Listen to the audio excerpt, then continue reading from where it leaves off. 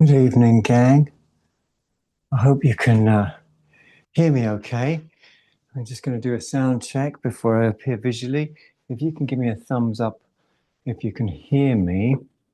Can't actually see anybody at the moment. I can see that people are there, but thumbs up if you can hear me. Uh, Anyone, give me a big old thumbs up if you can hear me and if it's good quality sound.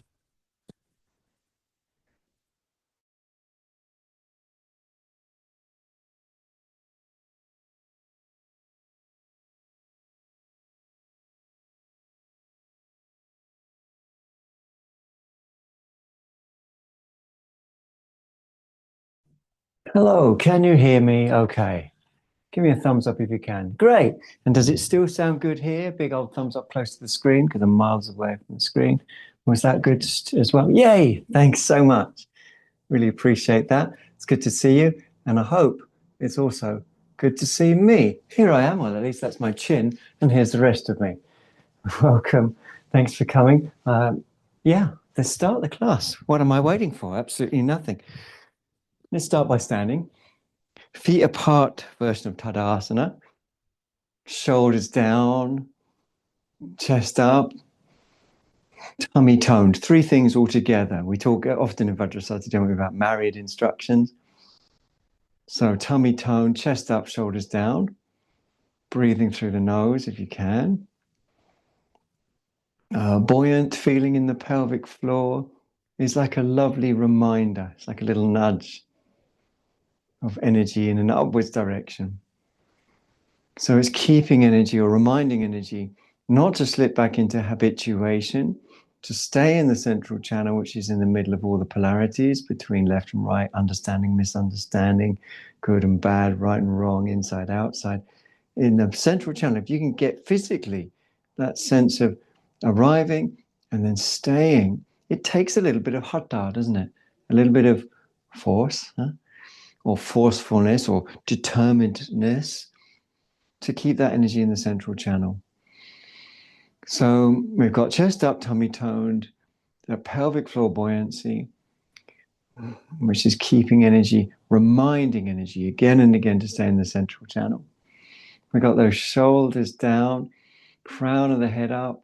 We've got that pelvic floor feeling. Now we're going to work on top of all that on the legs. So start with the feet, moving around for meditative purposes. In other words, you're moving around to feel more, to wake up more, to wake up to tune in on the balance between inner foot, outer foot, front foot, back foot, tuning in, tuning in, tuning in, tuning in. And then that goes right up through the legs. You know, we open the door to the infinite. So we can feel the back of the legs deep, front of the legs lifted, sides of the legs deep, inner groins lifted.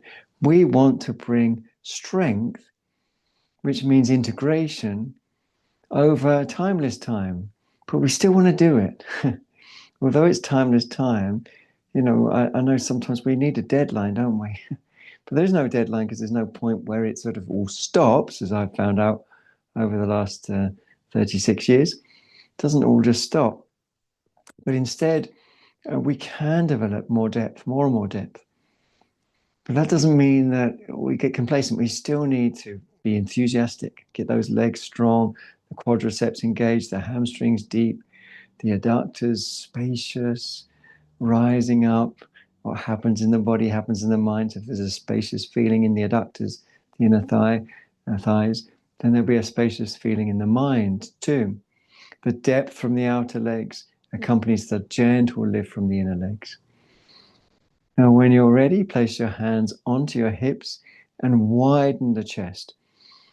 Good chance to stretch the thumbs, to breathe through the nose, and to iterate and reiterate the foot contact, the meditative quality of timelessness and focus together. Timelessness and focus together. When you're ready, bend ankles, knees and hips and pivot forwards from the hip joints.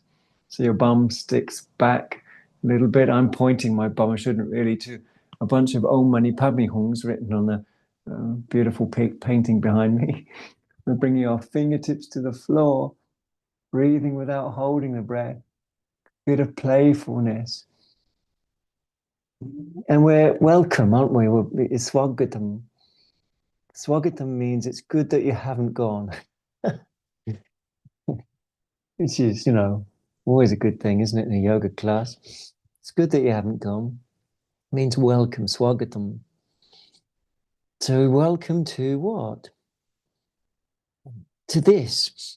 This is the moment. This is the moment. This is the liberative moment. It doesn't have to be added to or subtracted from. It's this. So you might be moving your heels, bending your knees. Sometimes, for me right now, it's correct, you could say, in terms of absorption, for me to experiment with straightening the legs, but many times it isn't correct to do that. Depends how the body is. Now we're going to bend and bring those ribs right down onto the thighs, raise the arms up. So it's like a skiing position, like you're skiing downhill with the legs bent, arms up behind you. Plenty of scope for movement that conditions release, particularly in the breath. In yoga, we don't have room for thinking about it. We want efficacy. We want it to be effective. Arms forwards and up, and come into your utkatasana playfully, meaning you can turn, you can bend, you breathe into it your own way. So utkata can mean several things, but it can mean to squat. So you can squat as low or as high as feels appropriate to the body right now. When you're ready to come up, is a big circle through to the heart. 3, 4, 5, 6, 7, 8, 9, 10 deep breaths, a bit of shaking, a bit of movement, a bit of whatever you need. And then stepping the feet close together. So Tadasana Namaskara, all the normal sort of looseness, a relaxed experience, a playful experience, an investigative experience, a breath-centered experience. Now coming into garudasana, arms are always first. So stretch the arms out. Apologies, by the way, if the microphone goes muffled. It might do because my arms will be on top. But one arm over the top of the other, maybe 2 or 3 times. Personally, I like to spend a moment or two holding one arm, twisting it round, stretching the shoulder, really playing with it my own way, before eventually feeling like, I've crossed the arms over high, and then might be able to take hold. Now I realize, sort of imagined myself into a different mindset, that I could easily imagine this is as far around as my body can go. I can kind of arrive here and feel like, okay, that's where I go to. But of course, my understanding over the years has led me to realize that lots and lots and lots of little movements can make enormous amounts of progress. So if I move cell by cell, I actually can go much further than I might initially assume. Now, we're not going to bring the garudasana legs into play quite yet. We're going to just bend ankles, knees, and hips with both legs, both feet on the floor, and lean forward. Again, I think most of us will be best off with the knees bent, but fine if it feels good in terms of breath release to play with extending the legs. And that's unusual, I think, but it's still possible. So I just want to instruct for all eventualities. For me, it's actually quite nice to straighten the legs, but I realize, that I've probably got a bit more flexibility than most people because my job's teaching yoga. So that's just a side effect of that. One way or the other, bending your knees to come up, nice and calm. Release your arms nice and slow. Have a moment in Tadasana, shoulders down but spine up. I like to think, let's try this together as a little experiment. Feel your feet, just feel it out, balance it in your own way without holding the breath. And then I quite like to imagine I'm pushing up into the vertex. The vertex is the highest point on one's skull. So I push up into that, and it automatically makes me feel like the soft tissue of the body sloughs off. So I push up through the vertex, and then the shoulders and the shoulder blades just slough off, drop down. So that's pretty nice feeling. But it's relative. The more I push up, the more it sloughs off. It's like that.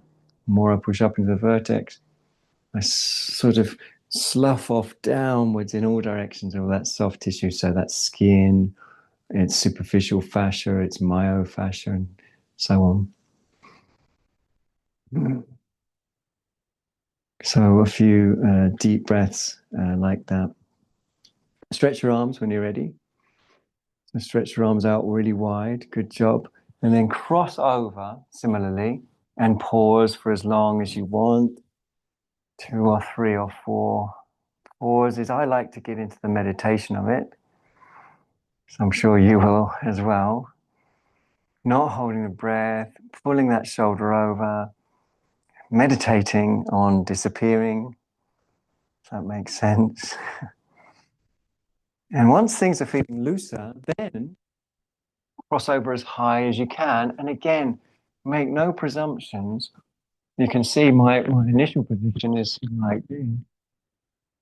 But when I move in little movements, I can bring the hands exponentially closer and closer. If I move in lots of method, I think. Bend ankles, knees, and hips. Extend forwards as before, probably with the knees bent, just being aware of how the back feels, how the breath feels. Understanding that what happens in your feet happens in your back, happens in your shoulders.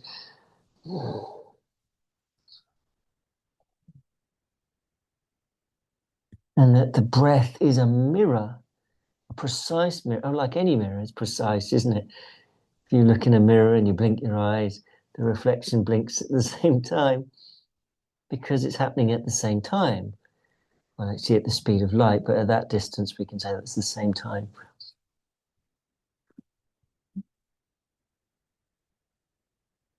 So the breath is, in terms of timing, exactly happening at the same time. Releasing the breath happens at the same time as releasing the body.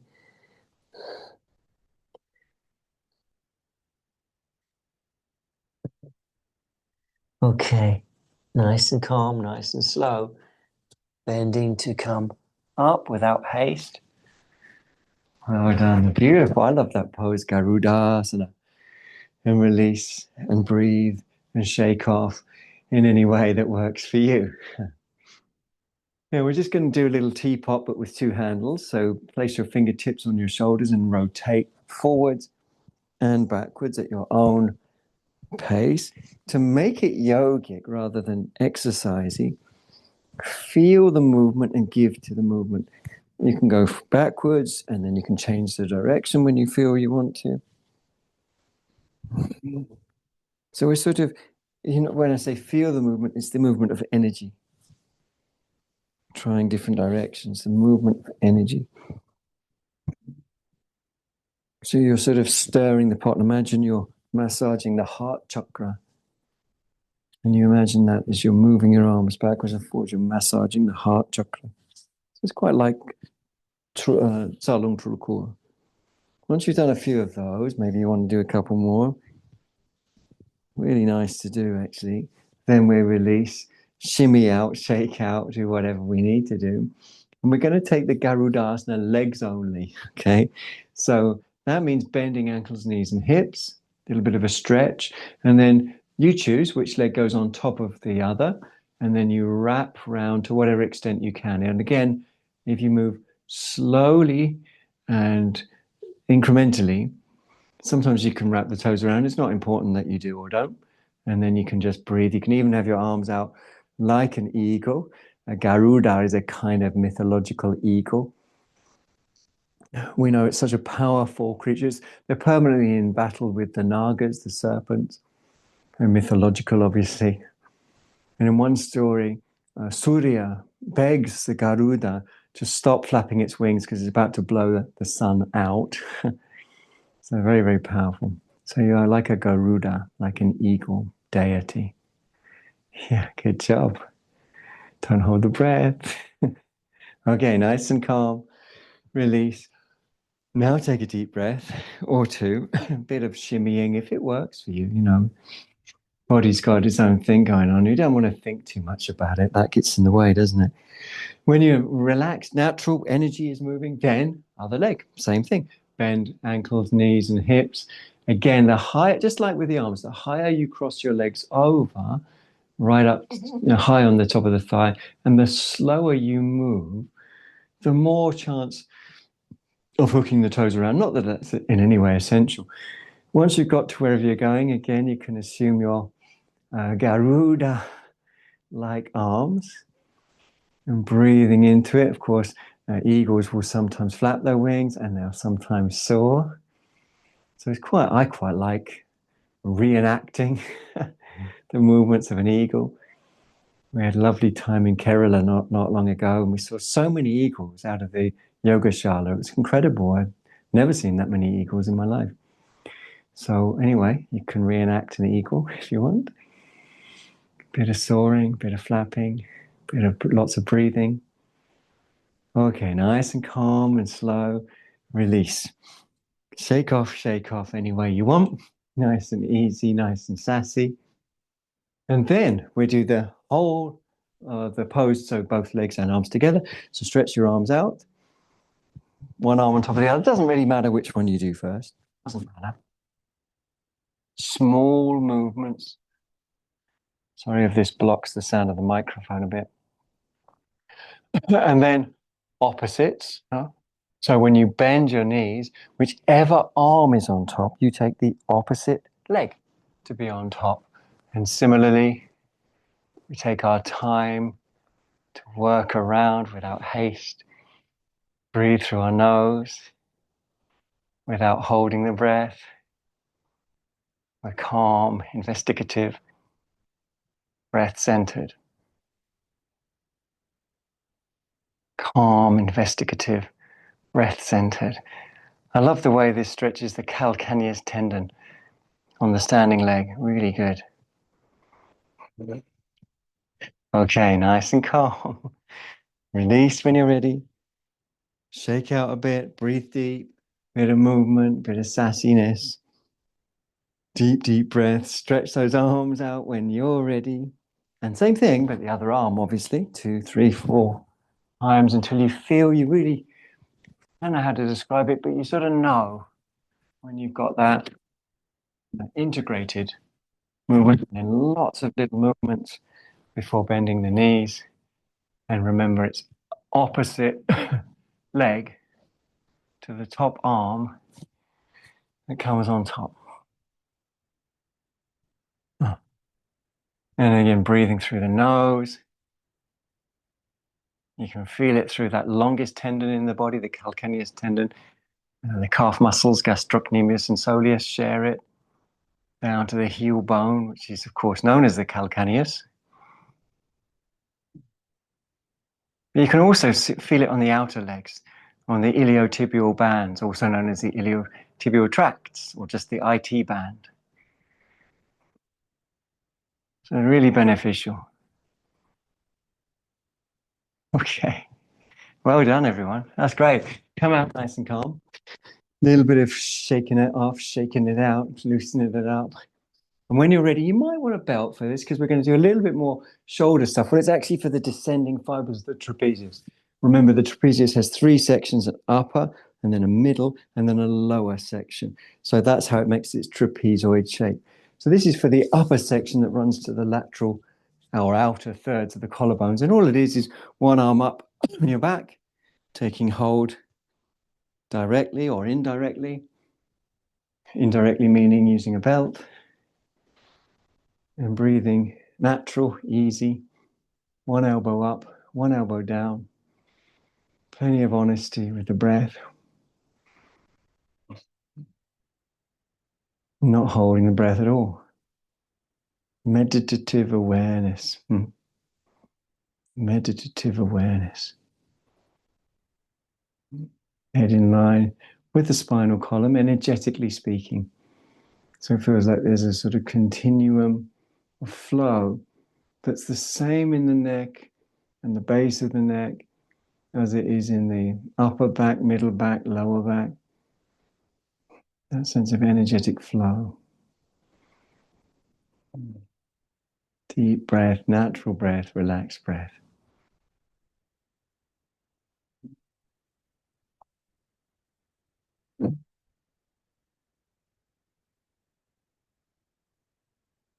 And we can think of yoga, can't we, as a two-stepping stone path. It's all in the book. You know, if you ever forget, or we ever forget, it's all in the book. Two stepping stones across a river. First stepping stone, a rich experience. Second stepping stone, give to that rich experience. You're crossing a river. On one side, our experience is divided, dualistic. The other side, it's interdependent, non-dual. And that's how you cross from one to the other. Rich experience that you give to. That's all it is. It's literally all it is. Okay, slowly, if you're ready to release, release. Take a couple of deep breaths and a little sass out, if you find a little sass out useful. And then other arm up the back, whenever you're ready. And then reaching up and round and taking a direct or indirect hold again. Head in energetic alignment. Hopefully that's sort of clearer now what that means with the rest of the spinal column. The energetic alignment means that it's spacious, it flows. When we're aware of it, we can feel the breath flows. It's a really big part of it. It's honest, it's natural, it's easy. It's even karana, expressive. So deep, natural, expressive karana breaths.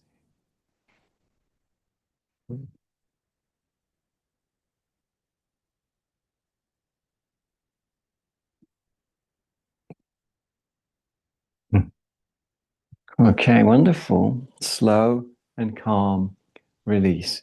I'm afraid I won't give any prizes for guessing what's going to happen next, because we're going to bring our hands either to hold our elbows or bring the hands into Paschima Namaskara, which takes quite a bit of repetition.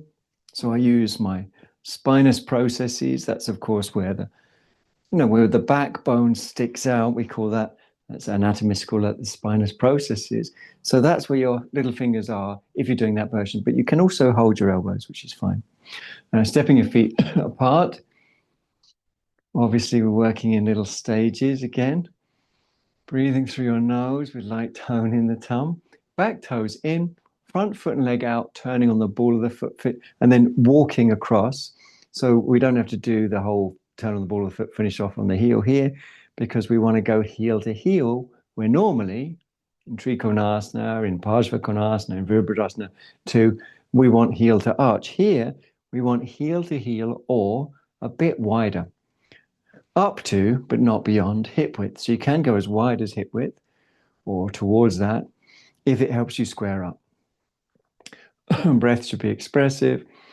Inner groin of the back leg releases as a meditative feel to it. So again, it's a rich experience that you give to on that inner groin as you lift up your chest and stretch the inner groin. Exhaling to extend out of the inner groin forwards. Again, without holding the breath.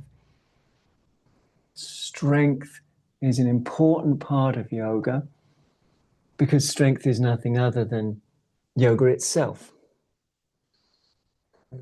Bringing various fibers together, fiber by fiber, incorporating. So your front leg, for example, we want to find any fibers that aren't doing this and invite them through repetition. Invite them through repetition.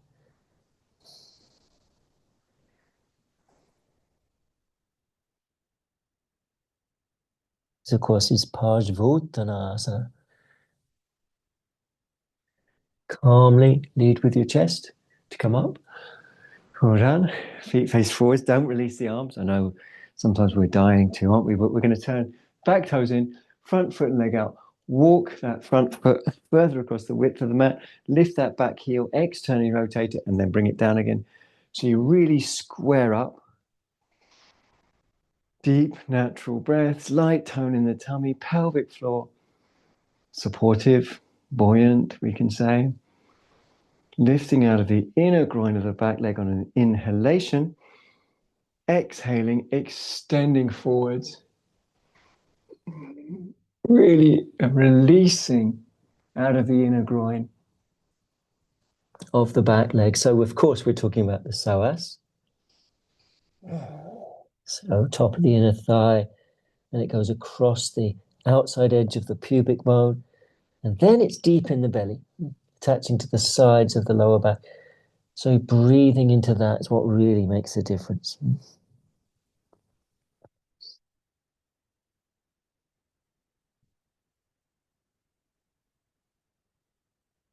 Deep, natural, honest breath.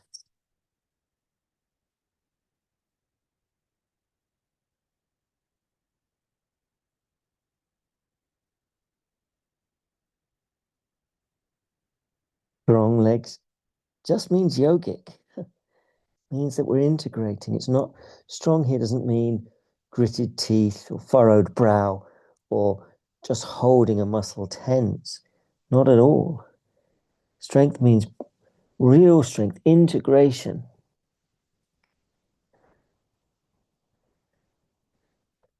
Leading with the bottom of the breastbone to come up. No hurry, but strong. Well done. Turning back to the front, this is the moment you might have been waiting for. Slowly do it, though, as you walk your feet together and release your arms without haste.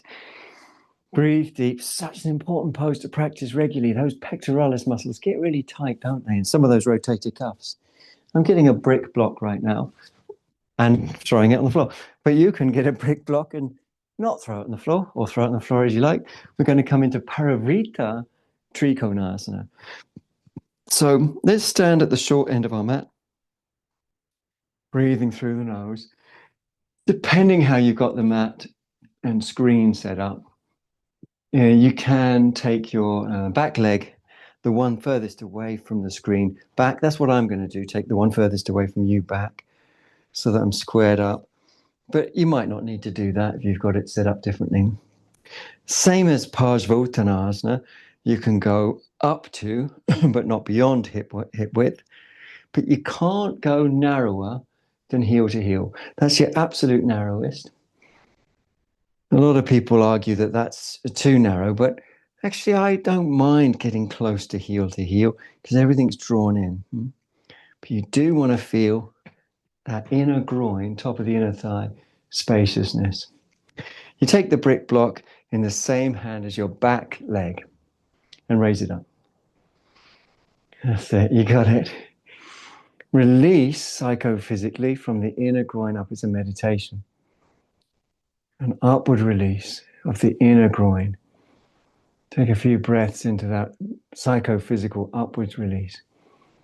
Inhale, exhale, extend down your brick block, whichever height, and turning. Now it can be big toe side of the foot or little toe side of the foot, the other hand on the sacrum, and it's turning the deep belly and pulling it forwards. You draw in the deep belly and pull it forwards. So that every time you draw the belly in, you pull it forwards, you turn, you get a little deeper. Sorry, I'm slightly blocked by the jungle in here. The gluteus maximus, that is to say your bum on the back leg, if it grips, then it externally rotates the leg, which we don't want. We want it to internally rotate so that we can lengthen the bottom ribs. So if you're not sure how to switch off those muscle fibers that externally rotate your leg, just try bending the knee a bit. Usually that does it, and then you can feel what it's like to be able to turn. In other words, you get that release from not gripping and not, therefore, externally rotating. You're also welcome to raise your arm if you wanted to, I think we often raise that prematurely. In other words, if we haven't worked on the base of the pose, we sort of know it's like working on the icing, but not the cake. Okay, well done. Beautiful pose. Come on up. Swap feet. Now for me, I'm going to step to the other end of my mat so I can still face you. You can do that if you want or not. It's fine either way. And similarly, stepping that stride that I've mentioned already. Heel to heel being the most narrow and hip width being the absolute widest. I've met a lot of people who like to go wider towards that hip width, so you might well want to do that. But as I said, there's also this element of drawing in. Raise your brick block in the same hand as your back leg, opposite hand to the front leg. Tone that tum, stretch out of the inner groin of the back leg upwardly. Keep that sense of space and release in the inner groin as you extend forwards and bring your brick down any height. You've got 1, 2, 3 different height options, of course. And any side of the foot, big toe side or little toe side. And then breath. I think it's really strongly about drawing in, pulling forwards and turning, drawing that tummy in, pulling the chest forwards and turning.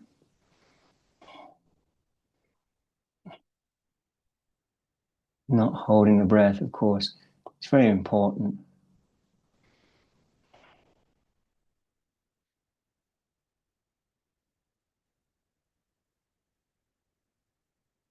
Honest breath, natural breath.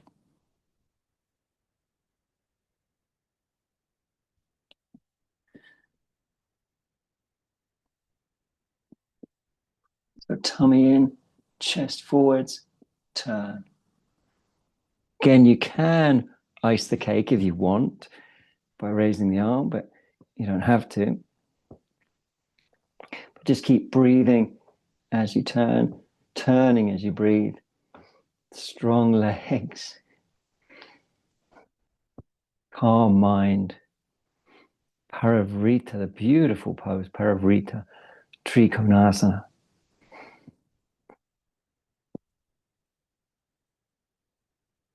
Well done, everyone. Nice and calm. Come on up. Step your back foot forward. It's a big pose. Stretch out, shake out, whatever you need to do.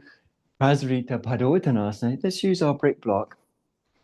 Turn those toes in towards each other a little bit. Spread out the little toe side of the feet. Reiterate what I love, I hope you love it too, about yoga is this opportunity for reiteration. For doing something again and again, and it opens up the door to the infinite.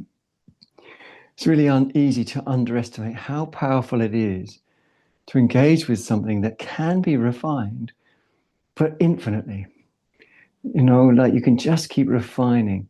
It's not that you're not getting somewhere, but where you're getting to is just increased levels of refinement. The final stage of that refinement would be Samadhi. That is, if you balance and rebalance your feet until your inner and outer ankle and the cells across the feet are evenly placed, then gradually you get to a point where everything is doing the same thing. There's nothing pulled into any other activity. And that's what we call Samadhi. So that's just with the feet. You could do that for a long time, I think. Inhale, lift your chest. Exhale, fold over the top of the front thighs and down to your brick, which you can have any height. And breathe through your nose. So the height, of course, is conditioned by several factors: how tall you are, how long your arms are, and how open the hamstrings are right now. So this is a good opportunity to, again, refine the balance and enter thereby into this endlessness, ananta, that Patanjali says is absolutely essential part of yoga practice, to enter into the ananta. So balance, rebalance, breathe, deep breathe, timelessness.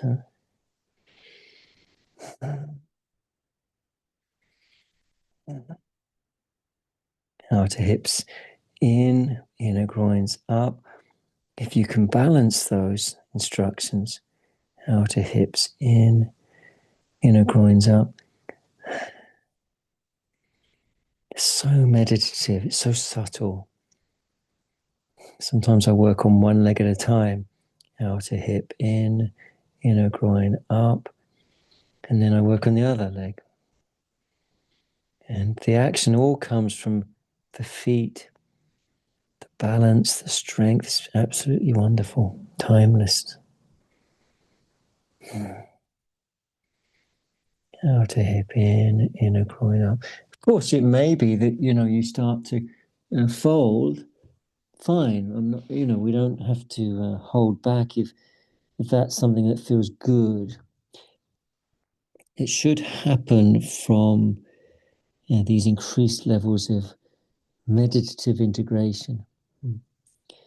That's how it happens. And it shouldn't happen through a sort of sense of striving or trying to get somewhere on a personal level.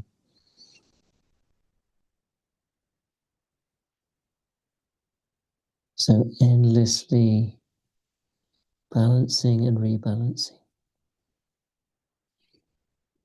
Okay. Back to your breath. Walk your feet in a little bit closer to each other and calmly, strong, but no rush, come up when you're ready. And we're nearly out of the standing sequence. I know it's been quite a few of them, but they're dead good for you. But we've got one more, which is a great IT band stretch with the potential of a very silly forward balancing pose, which we're probably not going to do. But I'm going sideways on because that's gives me more space at the back and the front, and it helps you to be able to see me this way. Once you've got your brick in front of you, all you're going to do is pick up one leg, cross it over the other. I'll turn back to you for a second so you can see what I mean. You cross one leg over the other, just above the knee, so that you can kind of bend the leg and whatever you need to do, but you've got a brick in front of you. Now, Vajrasati hard rule is you melt as you move. If there's not melting, there's not movement. You move as you melt as you move. And if you follow that hard rule, the reason it's a hard rule is because it takes you, guaranteed to take you to Samadhi, if you follow it. Melt as you move. So sometimes we come to our leg, sometimes we come to the block. We're not interested in time in the normal sense. We're melting as we move, moving as we melt. Sometimes we reach the floor. It's no better to be on the floor than it is on the block. It could be worse, actually. Now, I mentioned a silly balancing. Now, most of us are probably on the block, so what I'm going to say doesn't really apply. But just in case anyone's on the floor, your arms would go, in the future probably, underneath the shins, back like that, underneath the shin rather, and the front of the ankle, so that that part of the body rests on the arms and allows you to step back and raise up. This is Eka Pada Galavasana. So this is really for context rather than expecting anyone to do it. And it's not even a discussion until the hands start coming to the floor. Anyway, one way or the other, we're coming back up nice and calm, nice and slow. Take a breath, shake it off, shake it off. And once you've taken a few deep breaths, I'll tell you one thing about that Eka Pada Galavasana, it gets you breathing. Then when you feel ready, let's cross over the other leg. Similarly, up it goes over the top of the thigh. That's lovely in itself. You can stretch the inner thigh muscles, the adductor brevis longus magnus, pectineus and gracilis. Then we're coming melting as we move. That's the Vajrasati hard rule. Because if you absolutely in earnest follow that rule, it will definitely take you to Samadhi. If you melt as you move. So that might bring you to your leg, might bring you to the block, We literally don't care if it's leg, block, or floor. You know, as in terms of yoga, you might be moving away from yoga in towards more separation. If you rush, you don't melt as you move.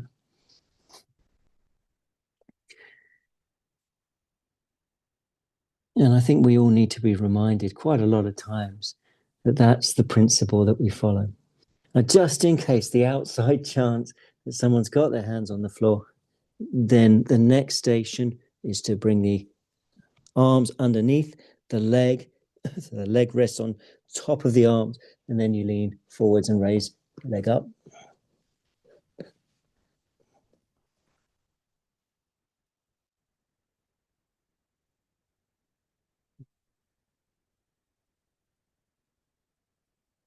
But as I said, probably quite unlikely.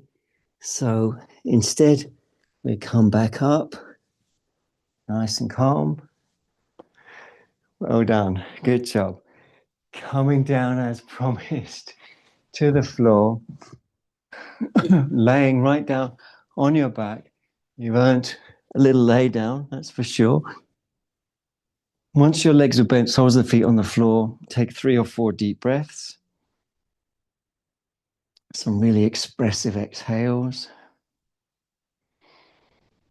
Shoulder blades on the floor, neck relaxed. Breath expressive, natural. When you're ready, pop your hands underneath your head, fingers interlaced. The limbs of action, in this case the arms, they're limited, aren't they, by placing your hands on there. So the tendency for upadana, reaching out, is called upadana. That is diminished, lessened considerably. And we can feel a sort of gap between what would normally be the urge and the action. And it's creating that gap that allows us off the wheel of karma, the wheel of reactivity, the wheel of samsara. All those things are the same thing. You can call it samsara, you can call it the wheel of karma, you can call it the wheel of reactivity. When you're ready, flex up the hips, means lift up the feet, allow the lower back to really breathe into the floor, and then lift up your head as well. I find, hope you do too, that this is really good for the back, pushes the floor into the back and causes hyaluronic acid to be pushed out. And we know that when we release, that will mean the hyaluronic acid will come back in greater quantities. You can, if you want to add a little bit more bullet texture, you can swing the legs so that it feels like the pelvis actually lifts or might come towards lifting. It's not always possible to actually lift it, but that kind of action. Again, not holding the breath, moment by moment, meditation. When ready, slowly head down. Well done. Slowly, toes only down. Sorry. Then head up again. No yanking on the neck. Breathe through the nose. And I quite enjoy this moment when you then lift your toes and then there's this sort of deep tone comes in the belly, especially as you drift, allow the legs to drift in towards the pelvis. And finally, head down, keep the legs up, elbows down, breathe deep. Let's have 2, 3, 4, or 5 expressive breaths. We're going to bring our legs, keep the hands under the head. We're going to bring our legs over to one side. So I quite like a lift and a shift of the pelvis the opposite way. And then you breathe your back arm back down. Keep the tummy actually quite profoundly toned, really strongly drawn in.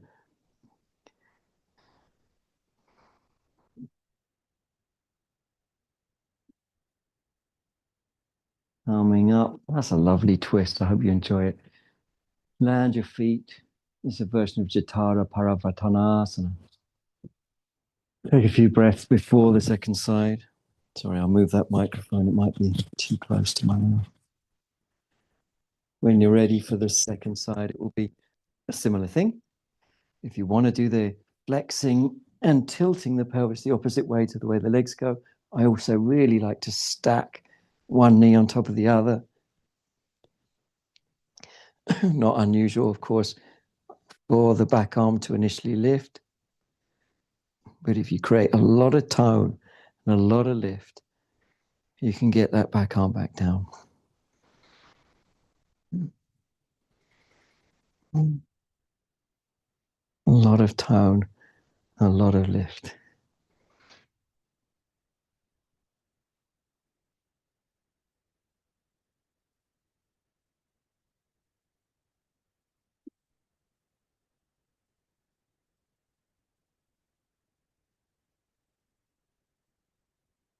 Good job, good job. Roll on back. Place your feet down. Scoot that buttocks, those buttocks under. Scoot the shoulder blades under. Take 3 deep breaths. Really like you're sighing, you're letting go, like a closed fist becomes an open palm with each sigh, with each breath. Heels close to the bum. We've still got the hands under the head, actually.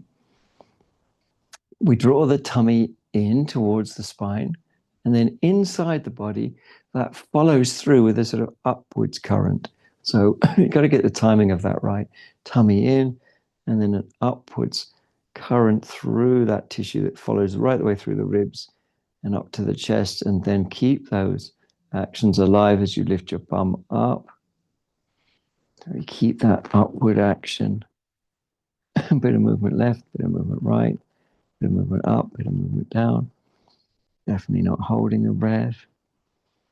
Exploring, meditating, breathing, playing.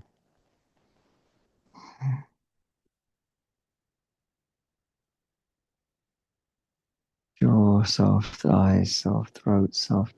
If you're ready to float back down, then float back down. Take a breath or two. Release your hands from underneath your head. Rest your hands on your ribs. Take 3 expressive breaths, maybe even 4.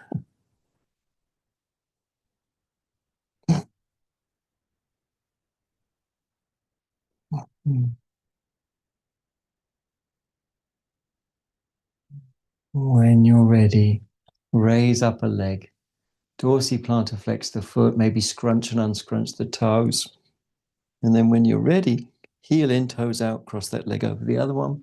Lift the foot that's on the floor off the floor. It's Suchirandrasana, or specifically Supta Suchirandrasana.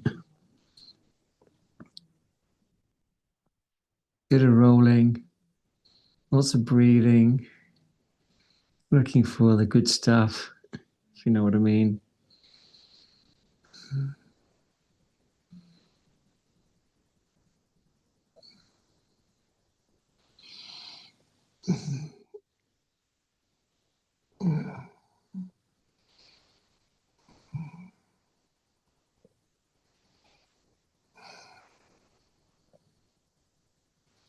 So good that this, isn't it, such a simple way of melting away.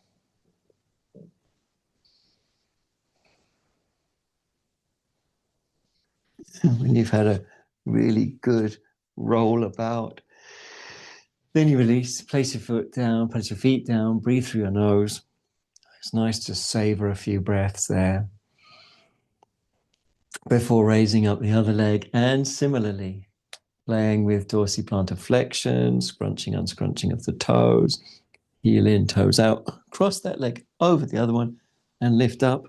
And similarly, roll about. So you can really roll over if you want, or pause in certain places. Very, very expressive breath.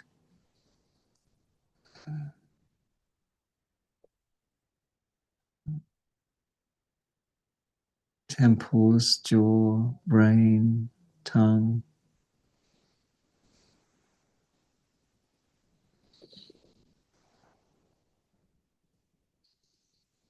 looking for the good stuff.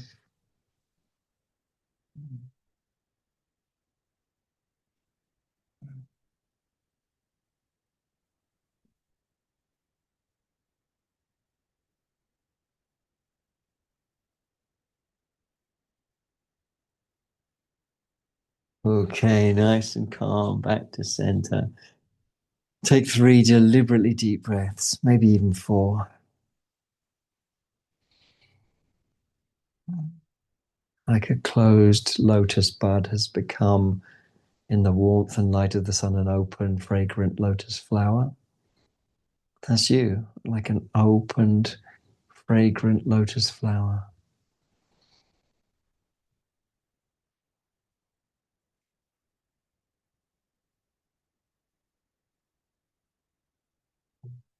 Now, when you're ready, place your arms down. If you need anything warmer to put on, now's the time. Palms facing up. If your back's peaceful, extend out your legs as well into the lovely shavasana position.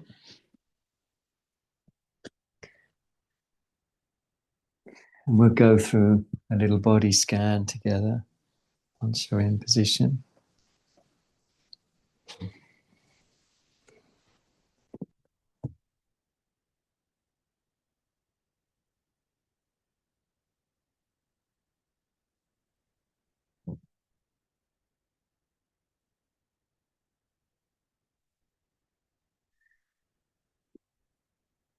Oh,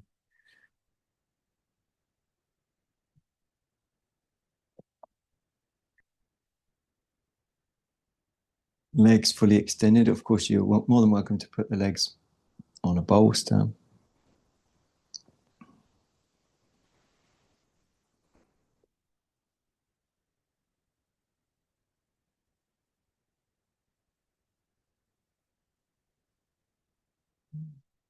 Relaxing the right foot, the right knee, the right buttock, and the right lower back.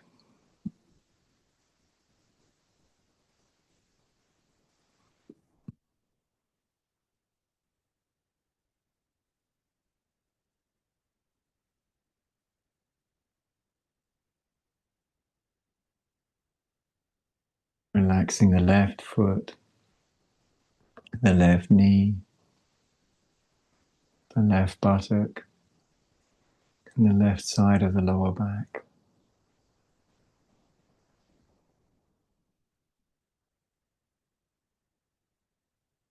Release the whole weight of the pelvis.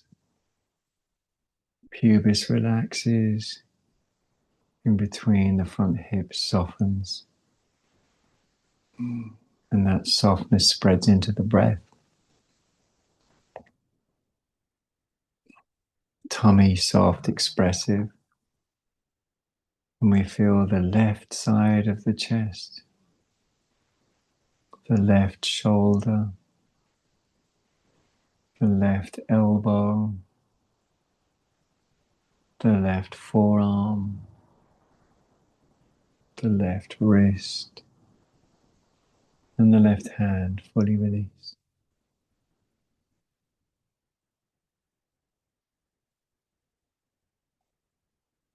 Feel the right side of the chest,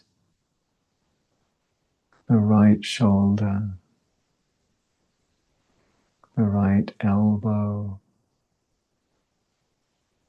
the right forearm, the right wrist,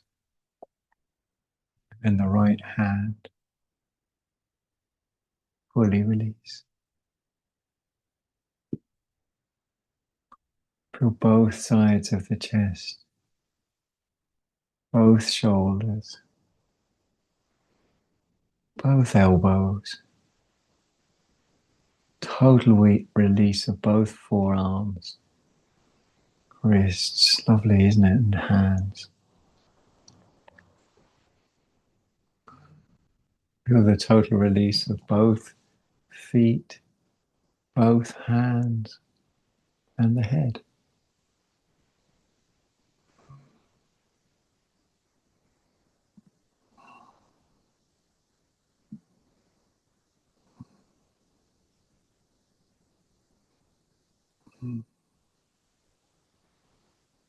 Yes, says the body, the skin, the muscles, the breath.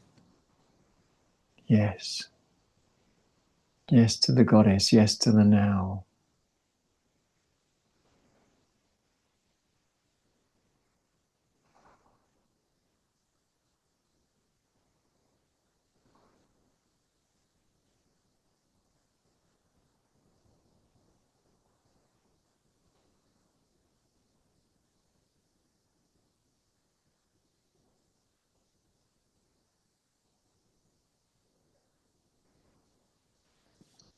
Now, as ever, when we're practicing at home,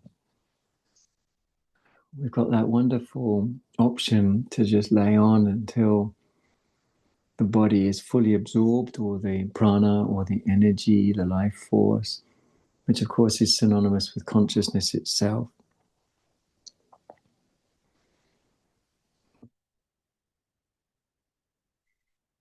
And when we feel ready, and it could be now, but it could be in 5, 10 minutes, 15 minutes. When we feel ready, we'll engage the body, feel the prana spread, feel the Shakti spread by moving fingers, wrists. Feel it spread through your chest, upper back, neck, head. By moving toes and ankles, we feel the energy spread through the pelvis and lower back. Eventually we'll feel, either if we're doing it now or later, we'll feel ready to bend the legs. Place the feet on the floor before rolling to the left, laying as comfortably as we can. After which, rolling to the right, similarly.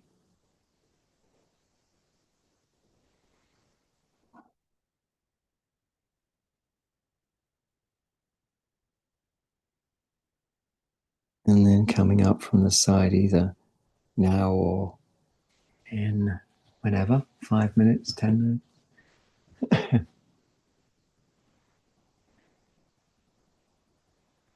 When you're ready, bringing yourself up nice and easy from the side. Here is Om Mani Padme Hum, written over and over and over and over and over and over and over and over and over again. Let's go in for a closer look. I think you'll mostly get a reflection of me in the iPad and maybe even yourself. But here we go. We're going right in. It says Om as you reflected in there. But it also says Om Mani Padme Hum over and over again. And right in the middle, of course, is the Tibetan Om. This was a lovely gift from my friend, the yoga teacher, Davin Jones. Thanks, Dav. How nice.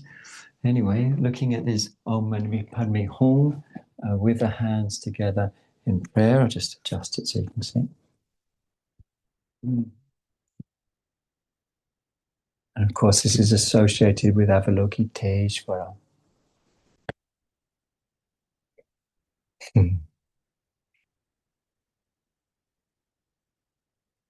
May any benefit that we've gained be shared for the alleviation of the suffering of all beings. Om.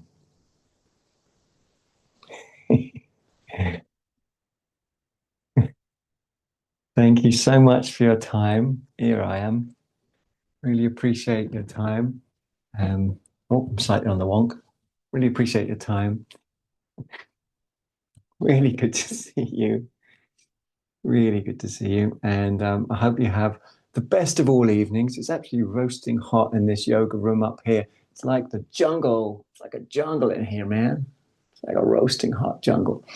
Anyway, I really appreciate you coming. I hope to see you real soon. Maybe some of you will want to come to Gail's retreat center. It's not this weekend, but the one after that. Anyway, I love you. Thank you. Thank you. Stay out of trouble now.